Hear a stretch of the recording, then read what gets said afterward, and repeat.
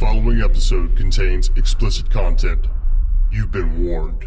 I think ultimately it's a story that I'm telling myself, but I'm trying to figure out where the fuck the truth is. So everybody wants to be something they're not and have shit they ain't got. Don't be a dick. Don't be an asshole. Just be nice. You don't have to be that guy. Show some respect. Just be a person. Love one another. Oh, welcome to another exciting episode of Brain Snacks with Jaxon and Max. Remote podcast. I sure do miss doing the full in-studio production. I miss having Dustin and Andrew here working with us and getting their color commentary and their 2 cents in on everything. But this is still, again, this has brought so much joy to my life. yeah, definitely like missed the experience of getting together and stuff. But That's the whole process like- of setting it's everything like- up and just shooting the shit and talking while we're doing all that. That's Yeah. always my favorite part. it's like COVID 2.0. Oh, what's the COVID. next one? Is the next one going to be, is monkeypox going to be the next great pandemic? Well, Oh, if not monkeypox, we'll find something. Oh, there will be a COVID 5.0 because they've been through so many variants already. It's they've almost given up on it, which I'm like, okay, yay, but still at the same time, it's just like, come on, man. Well, when you're making so much money off of it, it's hard to give it up. When the president of the United States has had COVID, tested positive for COVID on 3 separate occasions after he's been fully vaxxed and boosted, it kind of negates the whole, oh, well, this is, get vaxxed and you'll be protected. Yeah. I mean, I haven't gotten the vax and I maybe had it once, but I never got tested for it. So Yeah. maybe I'm just an outbreak monkey running around spreading it. I'm a super spreader. Probably. Yeah, I took a COVID test last week, I think, because my girlfriend had COVID and my grandmother had COVID, and just thought, why not take the test? And I was negative, so I don't know if I have antibodies or whatever. I think I had it once, but out of sight. COVID's out of sight, out of mind. Yeah, That's the way I see it. it's a non-issue, I think, Yeah. or at least for the majority of Americans at this point. And for those that it's still an issue for, we feel for you. We don't want you to be terrified of living your life, but if you do have some underlying condition that you think COVID could exacerbate and potentially hospitalize you or kill you, I completely understand you doing whatever you feel you need to do. Absolutely.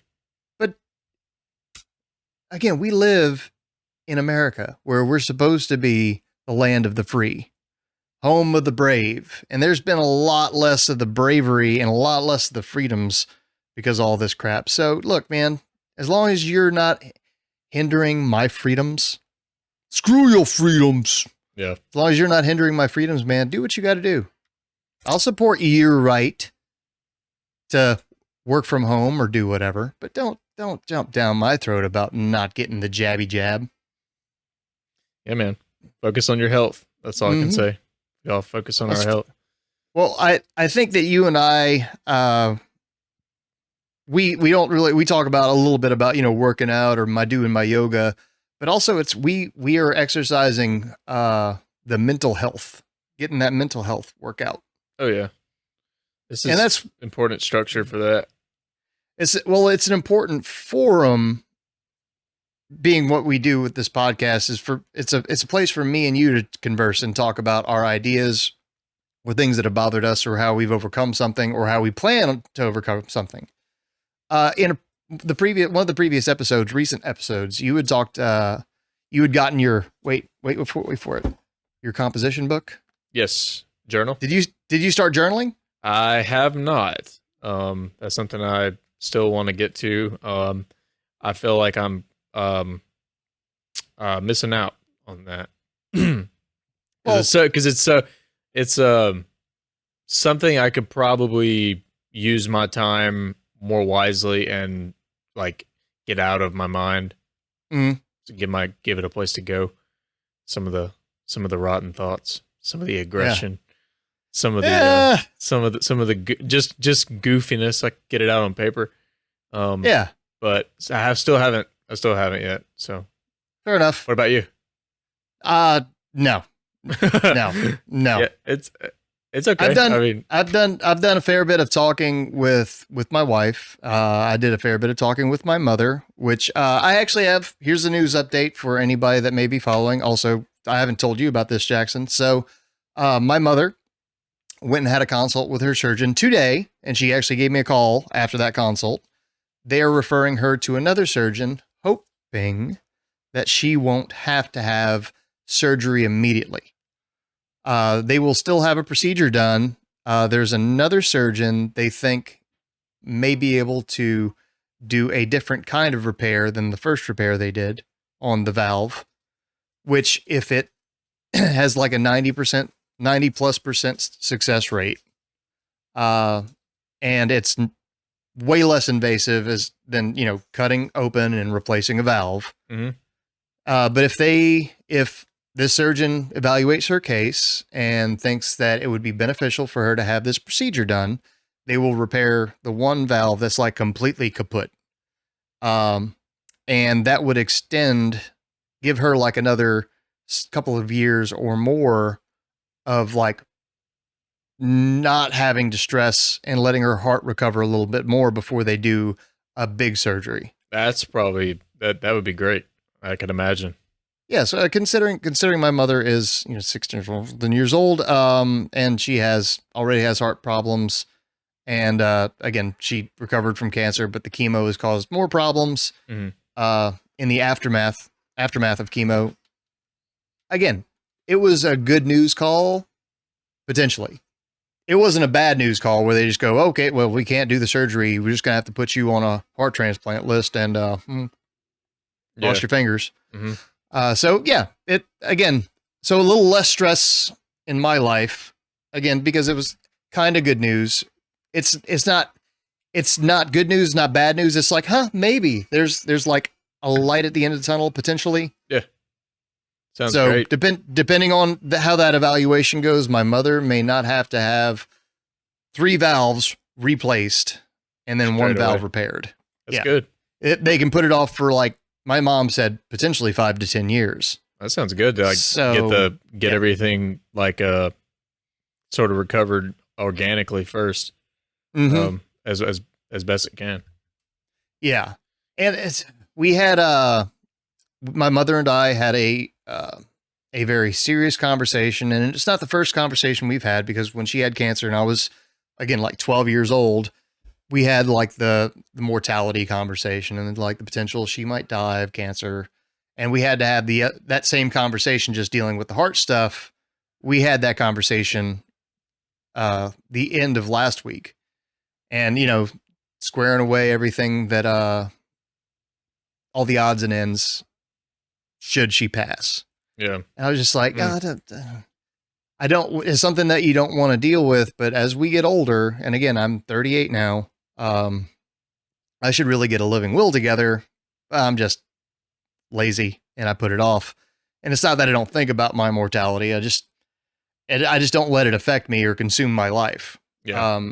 But I'll have access to all of her accounts, all of her pertinent information. She has everything written down for me. My stepfather will have power of attorney should she go into a coma or whatever during any procedure. So everything, all the odds and ends are squared away. But that's something that not a lot of people really talk about or think about until it's like, okay, well, you're going to the hospital tomorrow and you may not come back out.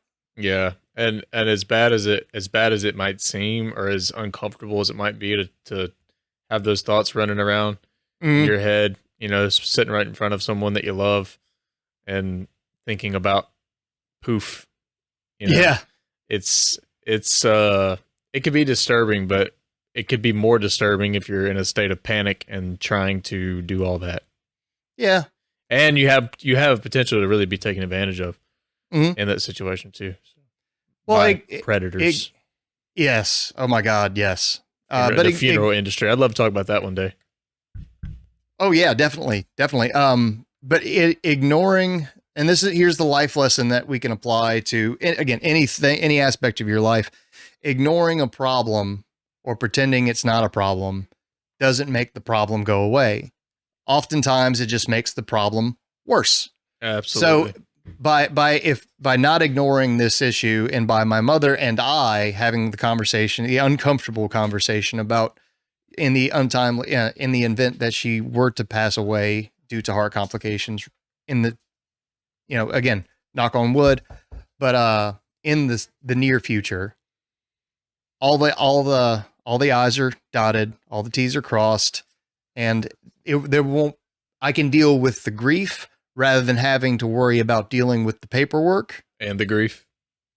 Yes. Together, putting the two together would be a recipe for me to go back to drinking heavily. I'm not going to lie. Yeah. So, again, as much as light as I try to make it with a smile on my face right now, it's concerning, but also it's like my mother is such a wonderful person, and it would be a tragedy if she were to, again, in an untimely death. But at the same time, it's, again, I'm the man I am primarily because of her.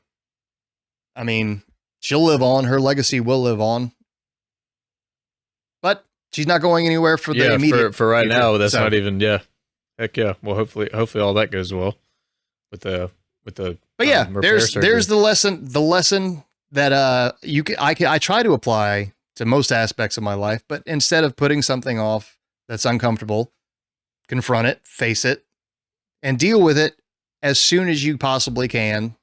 Otherwise, that issue or problem could become a much bigger issue or problem in the future by ignoring it. Ignoring it doesn't make it disappear.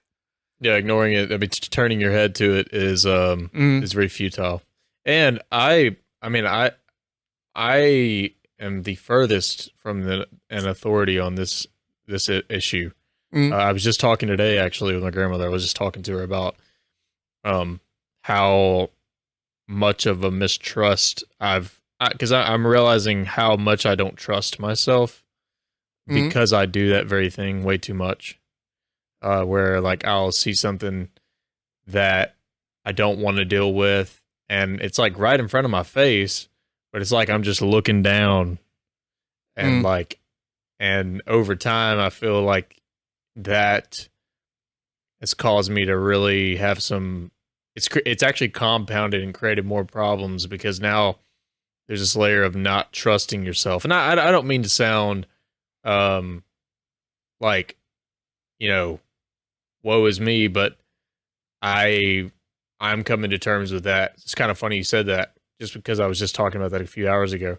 But yeah, I mean, I think it's universal, and I think we all, to some degree, have that, even if it's just some kind of subconscious background noise. But the mistrust is something that I guess I struggle with too, is like that, just not feeling capable. It's like you start to do this kind of defeatist thing where it's almost like you don't believe you can do it anymore. Like you don't believe that you can face it. It's like really futile, but you don't believe you can face it, and therefore you have this bias that's your bias towards yourself and your performance capability. So it's sort of this whole like, all right, now watch me fuck it up. And then I get to be right. You know what I mean? I hate that. Well, I mean, I guess it's one of those rare instances where you can win by losing because you're like, I called it. I said it. Yeah, I think I don't think I'm like alone in that. And I try to keep that perspective, because what I pose to myself in the midst of that is, well, okay, like that's too easy, buddy. You know what I mean? That's the way I see it. It's like that's obviously too easy. So you're not bringing out, like, you're not here. you're not bringing out the best of you to be able to even begin to deal with this because you're doing that. Yeah. So Focusing on the wrong things and keep digging. So you're what is outside of like what issues you've dealt with in the past, what has led you to mistrust your judgment on how you would deal with certain situations? And we don't have to get into the exact examples of why but you're saying that you're mistrustful. You don't trust yourself to handle a situation in a way that would be in a positive light, right? Yeah. Generally speaking, just a behavior pattern of just how I behave. And I think it could be something that only I know in a given situation. And I think it comes from, it's probably that I'm extremely hard on myself too. Yeah. So there's that in line with it. And I know how I will behave in a certain situation, and it's not an accurate reflection of what I know I could do. I'm not sure if that answers that, but right now, I think it like this specifically right now, it's like financial things that I'm struggling with. Like I'm not the point is that I'm not actually struggling with finances. It's literally my perception of it, because I have plenty of work and I haven't went hungry. Yeah. But I'm sort of in this space where now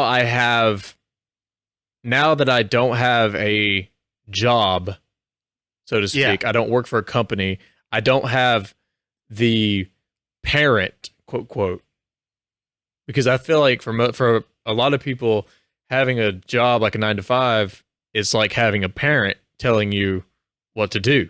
Mm-hmm. And somebody else makes your schedule. Somebody else tells you when you can go home. Yeah. Exactly. And but right now, just in this moment in time, I have the advantage of not having that and still making plenty of money. So, but somewhere in that, there's a complaint because I want it this way, but now that I have it this way, I've got to deal with my own sort of like barriers of like, well, what is it that keeps me down? Because when you're in the 9-to-5, it's easy to look over on the other side of the grass and say, well, I want it to be that way. And I want this freedom with my time and energy. Yeah. And then you get it, and then you still have a problem. So you've got to work out the difference, because there's a truth between that. Does that make sense? Yes, it does. Absolutely. So that's where I'm trying to work right now.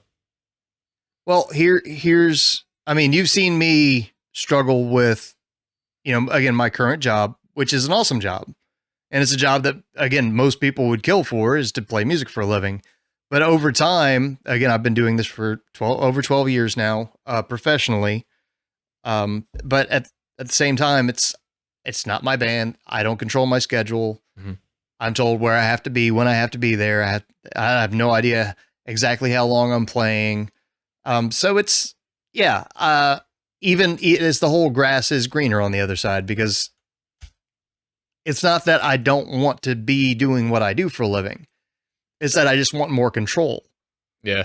But if I had more control and I were in your situation, I was back to running my own band like my wife and I did prior to running with the Pygmies, which should be a great album title. Running with the Pygmies. Running with the Pygmies. Yeah, that'd be good. It would get canceled immediately. It wouldn't even make it to Spotify, just because of the Pygmies. But it would be cultural appropriation. Yeah. Oh god. But that's just to try to lighten that mood a little bit. But I don't honestly, I don't think that Christy and I would want to run a full-time band again, just to have that freedom. Yeah. So it's like, the grass is greener. If only I had a little bit more control of my schedule. It's like, but then you have to deal with all the headache that is dealing with the agents on a constant basis, dealing with the club owners on a constant basis. It's a lot more involved than just showing up and playing.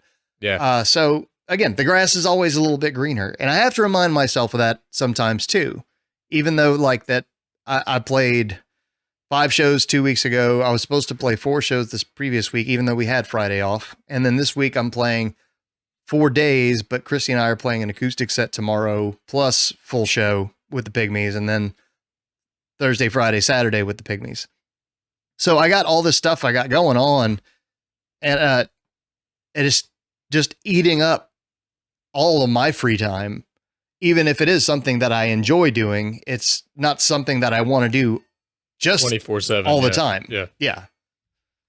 So like I said, it's always, everything's going to be a double-edged sword. And like, maybe you're getting caught up in that mentality because you want to appreciate that you have the freedom to, at least a little bit more freedom to make your own schedule and say, you know what you have to do this week with whatever jobs or houses you have to work on. Yeah. But that just adds to, well, it's just one more thing that you have to evaluate and think about to make a decision on. Exactly. Well, and I guess it's a good test regardless of how it ends up. You know, if I end up finding a job, which I mean, long term, it's inevitable. There'll be, I don't know. That's so much speculation. I don't know what'll happen, but you know, like, I guess it's this whole idea of when you're the one that's taking in, like, when you don't know where your money's going to come from, it's just inherently terrifying, I think, because you are under this impression that it just comes out of thin air.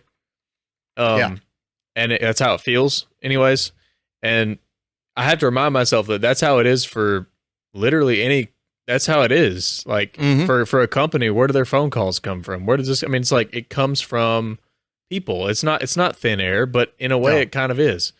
So it's like the security is nice. But I personally find it limiting. And I think it's because maybe I would be cool if I had like a job that was somewhat like-minded. And I don't mean getting too specific with the like-minded people thing, but just in a space with people who are just a bit more my people. Maybe that would be a thing. Or just more open. Maybe that's my struggle. Maybe there's a job out there that I would enjoy, even if it has shit elements. I would just enjoy the company, or just feel like happier to be a person among people versus feeling this really this huge desire that I'm just on the wrong path and I have to get out. And I don't know. I think ultimately it's a story that I'm telling myself, but I'm trying to figure out where the fuck the truth is. So, well, ultimately, again, being in your early 20s, again, you're still figuring out what your path is and that, just look at me. My path has deviated several times over since I started, again, in the workforce. Yeah. So I've done manual labor. I've worked in retail. I've worked in the movie theater industry. I've done almost any job from the lowly. I've never technically worked in fast food, but again, working in the concession stand in a movie theater is pretty close. Yeah. But it's not, again, your path, it's not just going to be clear as day. Like, no. Immediately understand this is where I'm supposed to be going. Now, there may be times in your life where the universe wants to push you in one direction or the other, and you have to be receptive to that. But that doesn't mean that that's the path you're going to stay on for the rest of your life. Oh no, I don't think so. I think if one thing I appreciate is a good shakeup, and that's why I'm not a big fan of even your job has sort of this element of surprise to it. Although it's the same, I guess, sort of the same format. It's different because there's different energies, different crowds, different places, and just like sort of you're traveling, and there's that element to it. Whereas if you're working like in a construction field, and you're going like, pretty much putting around the same couple of towns, and you're getting your nice fat check at the end of the week, regardless of really, honestly, regardless of how much you do or don't do, it's sort of like if you're not getting fired, you're okay.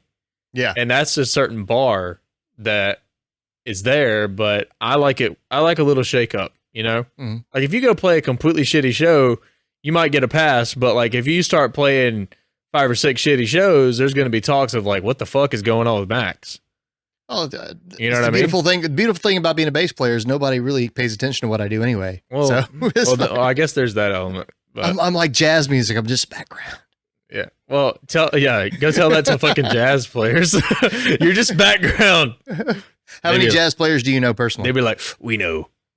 I'm just saying. See, nobody pays attention to jazz. They're the most technically proficient individuals on the planet when it comes to being musicians, and especially live musicians, because they can improvise their ass off. But nobody pays attention to them. Yeah. Oh, you tell them that their background noise, they just laugh at you. Yeah, that's right. And ain't nobody care. So I didn't have anything really unusual happen this week outside of so with Labor Day weekend. For those of you not privy to what day we recorded this the Tuesday after Labor Day. So Labor Day was yesterday. But we were supposed to play Sunday down at this place called Booger Bottom in Cobb, Georgia. And we drove all the way down there, 4.5 hours from my house,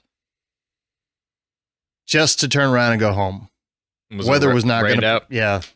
Well, yeah, they called it because the weather forecast was like 90% chance of thunderstorms, and it was drizzling when we got there, and it was just like, did you guys start rolling gear out, or just? No, we backed the truck up when we were about to. But the sound and light company that was running production there, they had already set up everything. Well, maybe hopefully they still got paid. So yeah, but that was, I mean, outside of just a lot of travel. I mean, again, I had Friday off, which was weird. And me and Christy did a whole lot of nothing. I set up the laser. I've got a spare computer set up in the garage now. I did a couple of test cuts. I'll send you a picture. Nice. But I still don't know what I'm doing with it because it's a new software. But for those of you that may be in the design world, listening or watching, you can actually use Adobe Illustrator to make whatever your designs are in vector format. I can drag an Adobe Illustrator file into this program called Lightburn, and it'll recognize the file. So it'll take an AI file? Yes. Huh. That's AI cool. file, SVG file, or a Lightburn file. Very cool. And again, it's not that it's overly involved. It's just I've literally downloaded it yesterday and started playing with it. You hadn't really explored it. No. And that's gonna be hours and hours of research and playing within that software, and then making sure that whatever files that I'm making in Adobe Illustrator, or if I download whatever files, I can drag and drop those, and then the program will recognize it and make it do what I want it to do. But it's cool. It's cool. It's a new aspect. It's a new outlet for my creativity and your creativity. If you want anything that you want on a plaque, on a wood. By the way, I noticed your bat in the background there. Yeah, we put up Halloween shit. That's awesome. Yeah. That's awesome. Yeah, we put up Halloween stuff yesterday. It made me happy. But if you need, maybe that's something that you could use, an outlet for some of your creativity, not just to distract your mind, but actually just to get that creativity out, just to maybe change your mood and mindset. Yeah. Anything that you want cut out, like the Brain Snacks 3D printed thing. Yeah. Instead of 3D printing it, I could basically cut it out of wood and make the same little statuesque miniature thing. Yeah, we need to do something like that. I know we talked about doing that. Yeah. We need to get that together. But anything that you want to throw together in Adobe Illustrator, send it to me and I'll play with it and see if I can make it. And if I can't make it, no. Yeah. Again, my dear friend Marshall Elkins, who's going to be filling in for me next Saturday so that Chrissy and I can go see the Penn State Auburn game, because my wife is a Penn State fan. He asked me, the reason I didn't get on with you immediately after you text me is because he called me right before you text me. Oh, okay. And I was out in the garage, finishing setting up the laser, and I again built a little shelf to put my monitor for the computer that I have out there. But he called me and he asked me to build him a cigar box, and he was just like, "Yeah, just let me know how much you want to charge me for it." I'm like, "Dude, it's going to take me like 20, 30 projects before I'm just like, okay, maybe I want to sell something, because until I know what I'm doing with it, I don't know." I understand that. I understand that 100%. So again, I need to be more proficient with it and understanding the software. So anything that you could come up with, just send me something. I will send you. Yeah. And I say this every episode and I always forget to do it, but I will send you a couple of inspirational ideas for what you can do with a laser printer. Okay. Laser engraver, not a laser printer. Yeah, I still don't know what model you have. I wanted to check it out. It's some videos it is an Atom Stack A5 Pro Plus. It's a 5.5 watt compressed focused beam laser, and again, it will cut supposedly up to a 1/2 inch. That's pretty good. Will it cut just wood and plastic or metal or what? It will cut wood. It will cut acrylic. It will cut/engrave on all those items, plus leather. It can engrave on nice. denim. And it can also it can etch it won't be a deep engrave, but it will etch into stainless steel as well. That's cool. And it is not quite the entry level. It's like 2 steps up from the entry level. Mm-hmm. Well, that's good. But it is. Yeah, but the Chrissy did a great job picking this out. I can engrave on slate, by the way. So if you want coasters, okay. So you got the black slate, and then it'll engrave, and it'll be like white. It'll almost be white. That's cool. It again, super groovy. So look forward to having just all things Brain Snacks on an Etsy store at some point. Yeah, hell yeah. Once I know what I'm doing. Again, I still need to get the Brain Snacks with Jaxon and Max t-shirts up on the website at some point, but yeah, no, again, I was actually the other day I was thinking about like toying with some different designs too. Dude, again, this is what I'm saying. I think it would be beneficial for you just to get, because I know you've got to be just compressing down all that creativity. Yeah, it's like it's just here's a couple of, and it doesn't have the beautiful thing about the laser projects is it can be anything. It doesn't have to be pertaining to any band or any one thing. It's like, hey, I think this would look cool on my wall. Yeah, yeah. Or, hey, I want to give my mom something. Again, send me an idea of what you want. If you can sketch it all up and just send me a completed file, I'll just be like, okay, now I just have to figure out how to cut this and engrave it in a way that makes it look pretty. Yeah, man. I appreciate it.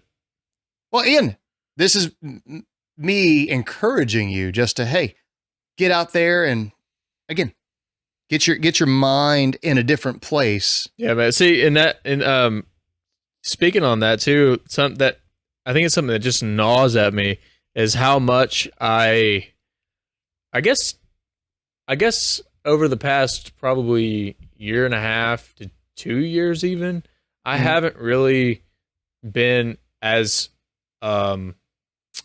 proficient or just working with Illustrator, but I fucking love it.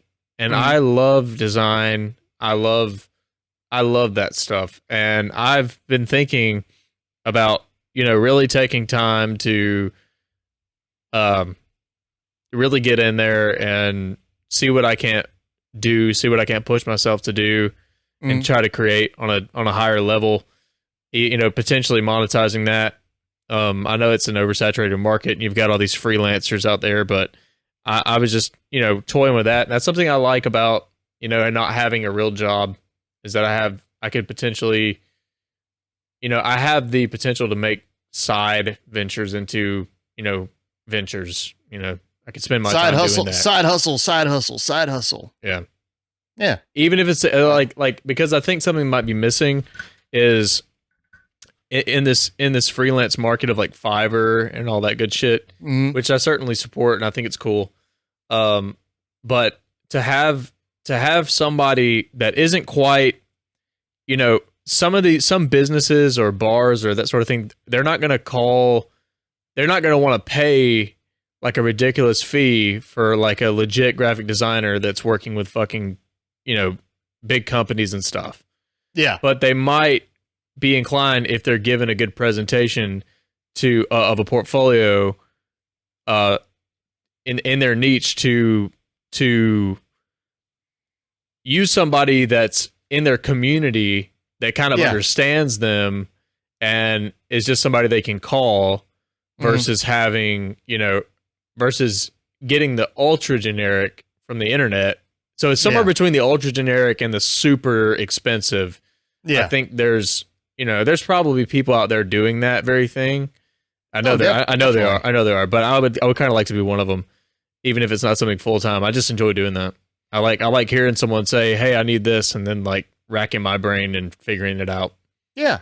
So I would love to be able to take this camera and maybe my other camera, and I want to go out. I would love to learn how to shoot better pictures and shoot better video, and like just create, not necessarily art. I mean, you can consider it art, but just create videos for other people, because this is like, I enjoy the editing process, the post editing process, but also I like envisioning like the different angles, different aspects, shooting through stuff. It always makes things really weird and fun. Getting the shot, you know, it's fun. And I've had like Dustin and Andrew, and I've had a couple of other photographers that do regular work with the Pygmies. They show me their cameras and they're just like, dude, I just got this Canon R6. I just got the Canon R5. You want to check it out? And I'll go and take a couple of test shots. Like when Chase is doing his big long solo, when I have like 10 minutes where I don't have to play, I'll grab the camera and I'll take a couple of random pictures, and they just go, wow, that's really cool perspective. I've gotten compliments on the few shots that I've taken, but I'm not proficient at it. It's just another one of my many, many hobbies that I wish I could dedicate, you know, a month or two to really dive in. Yeah. And let it encompass me completely. I know. That's like, I feel like most people have something like that. You know, we're obviously talking about the arts and creativity stuff, but I mean, hell, any kind of craft or anything like that, I feel like everyone's kind of got something, whether it's unbeknownst to them or not. And if they would just give spare minutes to it, it could be something cool. Yeah. You know, on a higher level. So it could be awesome. It could be unique, and it could be potentially something you could monetize in the future. Yeah. Everyone has something unique to offer. I really genuinely feel that. Mm-hmm. I mean, that's just part of taking birth. You know, Word. You got to figure that shit out. Mm-hmm. So, well, again, we can apply the life lessons from earlier. Don't put it off. It's not a problem that you're putting off. It's a potential solution that we may be putting off because we don't feel like we are deserving, or we don't feel like we're good enough. That's one of the biggest drawbacks about being a perfectionist, or having the mindset of a perfectionist, even if we're not completely in the perfectionist mindset. But I do tend to do this. I know you tend to do it. Dustin is really bad at it, which is why it takes him a long time to get some video work done. And that's not a knock on him, because he puts out high quality content. Same thing with Andrew. Absolutely. But when you overanalyze something because it's a passion, then you end up wasting more time on something than you needed to, because your client or the person that you're working for or you're commissioned to, they don't have the same eye that you do. Mm-hmm. And their vision for the video or pictures or design in your respect would have been satisfied 6 revisions before you were done. Yeah. Before you were done in your own head. So, but don't put off your passions. Find a little bit of time. Again, for a while there, I was bringing my camera with me to every show, and I got tired of doing it because it was just, I didn't feel like I had enough time to really dedicate. So like, I'll take my camera out and take some pictures real quick. Yeah, it felt like an afterthought. It's not just that it was an afterthought. It's just, I'm just blowing and going. I was tired all the time. And like, it was just one more thing for me to have to tote around. I got my camera bag. I've got my actual book sack that I bring to every show. And then I have my suitcase. And then depending on how long I'm away from home, then I have a toiletry bag that won't fit in my suitcase. So I'm like loaded down, and then couple that with like an acoustic guitar. So I'm like a pack mule. Yeah. You know, as it is. Yeah. And it's just one more thing to carry around. That's why, like, I love that I have the iPhone 13 and I've been taking some photos. I just don't post them that much. But this phone actually takes great pictures. And this is why I upgraded from the XR that I had to the 13 Pro, is because it takes really good pictures. So I've actually done some decent compositions with it. It's not something that I actively think about until I'm just like, oh man, that's something I really would like to do. Yeah. So I'm going to go ahead and say that I'm going to rededicate myself to, again, well, obviously I got to work with the laser because I see there's an enormous amount of potential to make money there on the side, but also creativity, like creatively, like when you're talking about layers on layers on layers, so I can cut 1/4-inch plywood all day, but you can make this really cool three-dimensional design. Yeah, that would be awesome.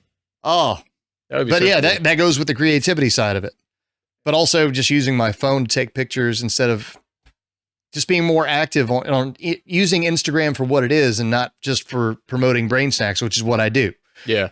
Using it just to, hey, here's this really cool shot. I thought it was awesome. What do you guys think? Absolutely. Yeah, I support that. I need to recommit to that too. I need to just commit to it. And just I think that because I think I could come up with about 1 million excuses, but it's just about recommitting to it. It's just fucking doing it. You know, once you get out of a groove, you got to get back in the groove or else give up. Those are your options. Get back on the horse or give up. Get rid of it. Because you're using energy in the background wishing you were doing it. So you either just do it or stop wishing you were doing it. That's it. Just get after it. Grit down and decide that you are going to, that we are going to, at least if you at home want to follow along with us, just go ahead and tell yourself when you wake up, I'm going to do something to further my passions today. Even if it's 5 minutes, just work on that. And I think every time I've done that in the past, I've been a lot happier. Yeah. Especially that day. Even if I start the day off in kind of a crappy mood, like just spending 5 minutes doing something that I wanted to do that day, that I really wanted to do. And I made time for this, even if it was just for a small period of time over the course of that day. I'm just like, you know what? I feel a lot better today. Yeah. I feel like that's a big resource for us to have is just that raw, just interest, just passion, interest. It's always going to take me further, you know, than feeling like you're forced to do something. Yeah. It's just, you know, and I mean, feeling forced to do something is different, subtly different to me than feeling like if there's something you have to do regardless and you have resistance to it. That's not what I'm talking about. I'm talking about using majority of your time to do something that other people have told you that's what you should be doing, and you just don't want to do it, and it's optional. You know what I mean? So whether that's like, you know, on the weekends, if you want to spend more time doing something creative, but you feel forced to, you know, go out to the bars. I don't know. I feel like that happens a lot with people. Yeah. You know, it's like, yeah, sure, that's easier. But what you really wanted to do was work on something you want to work on, you know, or whatever. And there was your free time. So, well, society's basically brainwashed everybody that you work your 5-day work week typically, for the average human. You work your five days of the week, and then you have a couple of days off where you get to blow off steam. Whereas you could blow off steam a little bit during the week all the time. Yeah. And then actually spend your weekends doing something that's building you up as a person. Yeah. Instead of just like it's a throwaway free day where, oh, thank God it's TGIF. Thank God it's Friday. It's like, yeah, thank God it's Friday because now I can actually do something with my life that I want to do. I'm not beholden to my supervisor or manager schedule this right now. Yeah. Oh yeah. So that's a different aspect. For sure. I mean, it's just time. It's all just time. It's not, there's not really, there's only constructed, there's only a constructed difference that you make with it. Whether you call it Wednesday, Thursday, Friday, Sunday, it's just time. So just, it's your time. It's your gift. It's what you have. It's all we have. Really. It's time and energy. That's the one thing that we spend our time frivolously, like we're never going to run out, but we can never get it back. Noodle on that one. Noodle out. So yeah, this was again, we started this conversation all over the place, but pretty good. Well, we stayed basically on point. I mean, it was basically two conversations that kind of led into each other. So hey, fuck it. Why not? This was a good one. I enjoyed it. I did too, man. So yeah, we can shut this one down. We don't have to go on for another hour. Like we went on for like an hour and 20 minutes the other day. Yeah. The hot take. I hot take. That. They got a little too hot. Yeah. But we're going to come in a little bit more tepid on this one. Thank you guys for tuning in to Brain Snacks with Jaxon and Max. We hope that you will go to brainsnackspodcast.com, sign up for the newsletter, and like and share the episode or the series, whatever episode's your favorite. Share it with somebody you feel needs to hear it or should hear it. Do us a favor, leave us a rating and a review. Please, just let us know how we're doing. I know there's like a lot of people that have just started listening and gone back. They've been listening to previous episodes. I'm watching the metrics on this, guys. And I appreciate you guys tuning in, but we need some input. We need some data points that's not just coming from Podbean or YouTube. We just want to know what your thoughts are, how you think how you think the show has progressed, how you think we're going, anything that you want to see done differently so we can ignore that. Yeah. But outside of that, guys, thank you for tuning in. We love you. And we will see you again next Thursday at noon. See you Much guys. love, guys. Thank y'all. Whoop-ah!